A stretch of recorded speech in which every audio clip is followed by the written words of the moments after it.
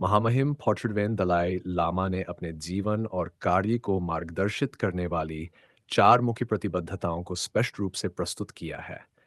ये प्रतिबद्धताएं उनके धार्मिक नेता के रूप में दायित्व से कहीं आगे बढ़कर मानवता और विश्व के भविष्य के प्रति उनकी गहरी चिंता को दर्शाती है। ये चार प्रतिबद्धताएं इस प्रकार है। मानवीय मूल्यों का संवर्धन।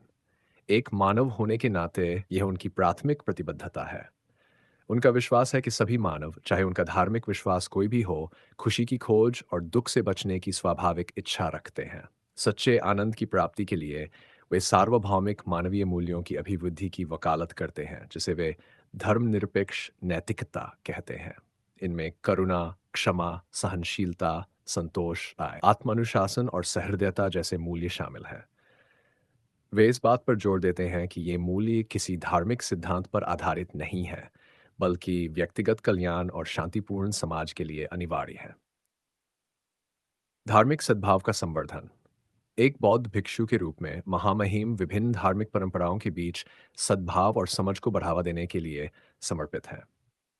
उनका मानना है कि दार्शनिक मतभेदों के बावजूद सभी प्रमुख धर्म प्रेम, करुणा और नैतिक आचरण का समान संदेश देते हैं। वे अंतर्धार्मिक संवाद और आपसी सम्मान को प्रोत्साहित करते हैं। वे मानते हैं कि एक सत्य, एक धर्म की धारणा व्यक्तिगत साधक के लिए प्रासंगिक हो सकती है, लेकिन व्यापक समाज के लिए अनेक सत्य और अनेक धर्म आवश्यक है ताकि एक समृद्ध और विविध आध्यात्मिक परिदृश्य विकसित हो सके। तिब्बती संस्कृति का संरक्षण। दलाई लामा के रूप में तिब्बत के आध्यात्मिक और पूर्व राजनीतिक नेता होने के नाते वे तिब्बती बौद्ध संस्कृति, भाषा और आध्यात्मिक धरोहर के संरक्षण के लिए प्रतिबद्ध हैं।